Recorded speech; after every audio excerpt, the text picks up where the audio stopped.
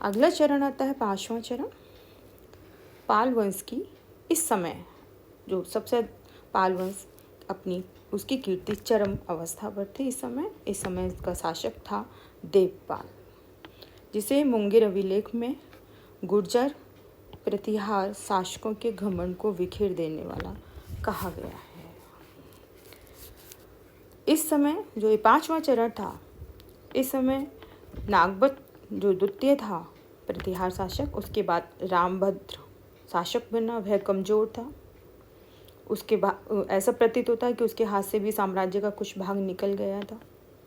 दूसरी तरफ राष्ट्रकूट वंश में भी गोविंद तृतीय के बाद अल्पवयस्क अमोघवर्ष शासक बना। वह भी कठिनाइयों से घिरा हुआ था। दक्षिण भारत में इस समय चालुक्य शक्ति का उदय हो रहा था। तो इस कारण से इस समय प्रतिहार वंश और राष्ट्रकूट वंश दोनों ही राजवंश कमज़ोर थे। और इसका लाभ किसने उठाया? पाल वंशीय शासक देवपाल ने, क्योंकि वह बहुत ही योग्य शासक था। इस समय पाल वंश का शासक धर्मपाल का पुत्र देवपाल था, जैसा मैंने अभी आपको बताया था। और इसने उन दोनों शासकों की कमजोरी का लाभ उठा करके उसने उत्तर भारत, आसाम से कश्मीर, सिंधु, ब्रह्मपुत्र, हिमालय से विंध्य तक के क्षेत्रों तक अपने साम्राज्य का विस्तार कर लिया था। इस चरण में दोनों अन्य शक्तियों के द्वारा संघर्ष का अभाव रहा, उनके द्वारा प्रतिरोध का अभाव रहा। इस कारण पाल वंश की कीर्ति इस समय चरम बिंदु पर थी। अगला जो चरण आता है लास्ट चरण, छठा चरण। इस समय तक आते आते तीनों पक्ष निर्बल होना शुरू हो गए थे और अंत में फिर प्रतिहार पक्ष का थोड़ा पलड़ा बाहरी रहा था, उसका ही कन्नौज वंश पर थोड़ा प्रभाव रहा था। त्रिपक्षीय संघर्ष का यह अंतिम चरण था, जो अंतिम रूप में गुर्जर प्रतिहारों के पक्ष में रहा। जिस 5वें चरण में पालों ने प्रतिहारों और राष्ट्रकूटों की शक्ति का लाभ उठाया था, उसी प्रकार संघर्ष के अंतिम दौर में प्रतिहारों ने भी अपनी शत्रुओं की स्थिति का लाभ उठाते हुए सफलता प्राप्त की थी। देवपाल के बाद विग्रहपाल शासक बना पाल वंश में, उसने भी अल्पकाल तक शासन किया। उसके बाद नारायणपाल शासक बना, उसने लगभग 50 वर्ष तक शासन किया और यह काल पाल वंश की अवनति का काल था। इस समय प्रतिहार वंश में पराक्रमी शासक मिहिर भोज, इस समय कौन सा शासक हुआ है प्रतिहार वंश के अंतर्गत?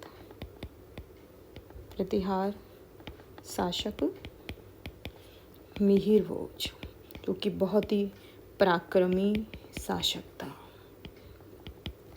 ठीक है, इस समय प्रतिहारों की शक्ति चरम बिंदु पर थी और यह काल प्रतिहारों का स्वर्ण युग माना जाता है।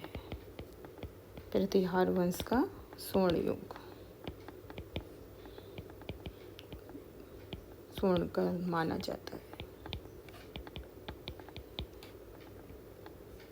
ठीक है, मिहिर भोज वाला काल, इसको स्वर्ण काल बोलते हैं। 836 से 889 ईस्वी का पीरियड है ये।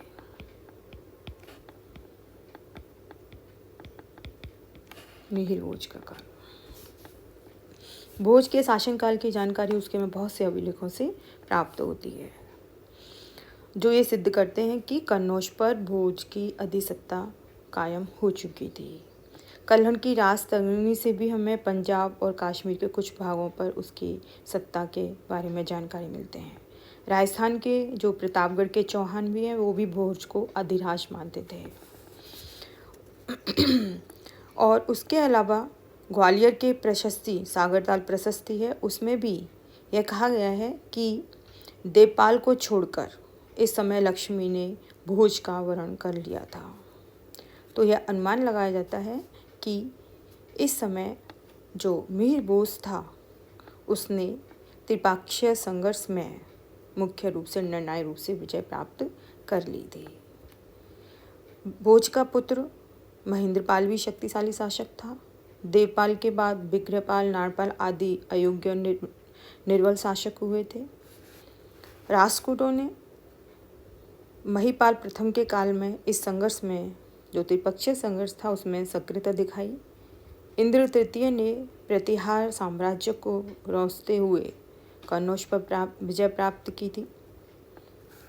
और इसके अलावा महिपाल ने चंदेल जो सामंत था उसके मदद से कन्नौज पर अधिकार कर लिया था और पालों ने बंगाल और बिहार के कुछ भागों पर अधिकार कर लिया था। इस समय तक आते आते प्रतिहार सत्ता कमजोर हो गई थी, यानी कि 10वीं शताब्दी के बाद लगभग तीनों ही राजवंशों में अपने अवनति के उस पर समय पर आ चुके थे। तीनों ही जो राजवंश थे उनका पलड़ा कमज़ोर होता जा रहा था, तीनों ही पक्ष निर्बल होते जा रहे थे और जिसके कारण से बहुत से छोटे छोटे सामंती राज्यों का उदय हो गया था। प्रतिहार सत्ता भी कमज़ोर हो चुकी थी और प्रतिहार सत्ता के अंतर्गत छोटे छोटे सामंती राज्य बने थे, जैसे चंदेल, परमार, चालुक्य, चौहान, गुहिल आदि।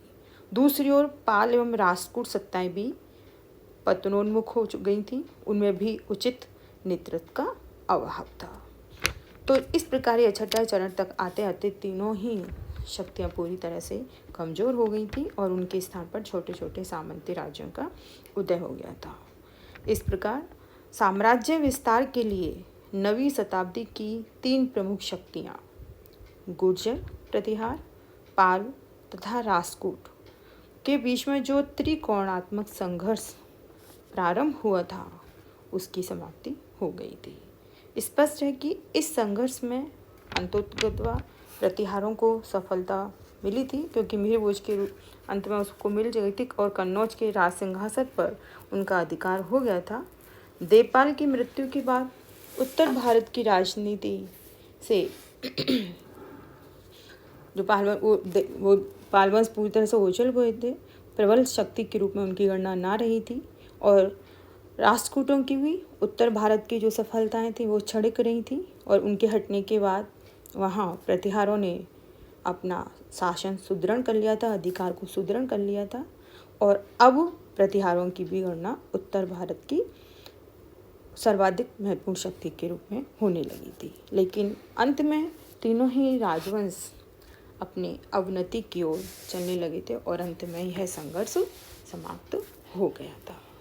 अब आता है जो त्रिपक्षीय जो संघर्ष था उसके क्या परिणाम रहे। पहला है शक्तिशाली केंद्रीय शक्ति का अभाव। हर्ष की मृत्यु के पश्चात भारत में केंद्रीय शक्ति का हमें नितांत अभाव देखने को मिलता है। जो तीनों राजवंश थे, ये तीनों ही राजवंश अपना महत्व स्थापित करने के लिए और अपने आप को एकमात्र शक्ति बनाने का सपना देखने लगे। इन्होंने अपने संपूर्ण संसाधनों का उपयोग केवल युद्ध में ही किया। ये जन कल्याण और सार्वजनिक कार्यों में इन्होंने अधिक रुचि नहीं ली और कभी कोई किसी समय कन्नौज पर आधिपत्य स्थापित कर लेता तो कभी कोई कर लेता, लेकिन कोई भी अधिकृत रूप से स्थायी राज्य स्थापित नहीं कर सका। 10वीं शताब्दी के अंत में प्रतिहारों ने उत्तर भारत पर एक छत्र शासन स्थापित करने का पूरा प्रयास किया था, लेकिन अजयपाल के समय तक आते आते प्रतिहार राज भी पूरी तरह छिन्न भिन्न हो गया। तो इस प्रकार हम देखते हैं कि उत्तर भारत में बिल्कुल केंद्रीय शक्ति का अभाव था और राजनीतिक अराजकता और अवस्था उत्पन्न हो गई थी और अनेक छोटे छोटे नए नए राजवंशों का उदय हो गया था। दूसरा है नवीन राजवंशों का उदय। प्रतिहार साम्राज्य के पतन के पश्चात कन्नौज तथा बनारस में गढ़वाल राजवंश स्थापित हुआ। राजस्थान में शाकंभरी में चौहान वंश का, मालवा में परमार वंश, बुंदेलखंड में चंदेल वंश का, उसके अलावा जबलपुर के आसपास कलचुरी चेती राजवंश का, गुजरात में चालुक्य वंश का। तो इस प्रकार बहुत सारे छोटे छोटे राजवंश स्थापित हो गए थे। तो ये इसका परिणाम जो हुआ कि ये जो एक सामंत की भांति थे पहले और इन्होंने केंद्रीय सत्ता की कमजोरी का लाभ उठा करके स्वयं की प्रभु सत्ता स्थापित कर ली थी। तीसरा है कन्नौज का महत्व समाप्त हो गया था। इस समय जो हर्ष के शासनकाल में कन्नौज का बहुत ही राजनीतिक और आर्थिक तथा सांस्कृतिक महत्व था, अपने जो चरम सीमा पर था, वह धीरे धीरे इसका महत्व खत्म होने लगा। कन्नौज के अधिकार के लिए जो पाल, राजपूत और गुर्जर प्रतिहारों में जो प्रतिस्पर्धा हो रही थी, लेकिन उनका आधिपत्य स्थायित्व के रूप में नहीं था।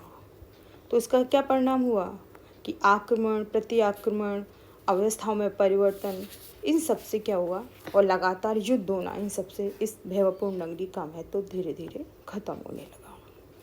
और आगे कि भारत का सैनिक दृष्टि से कमजोर होना।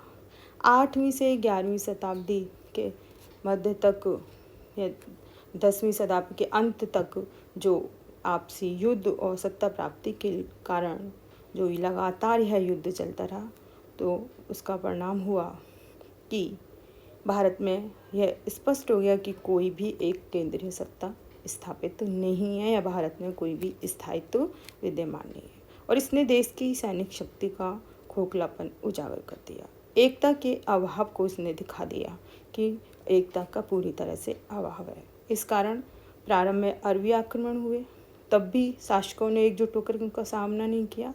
बाद में फिर महमूद गजनवी ने इसी कारण लगातार आक्रमण किए, क्योंकि राजनीतिक अराजकता और विखंडता को हमारे विदेशी आक्रांताओं ने देख लिया था।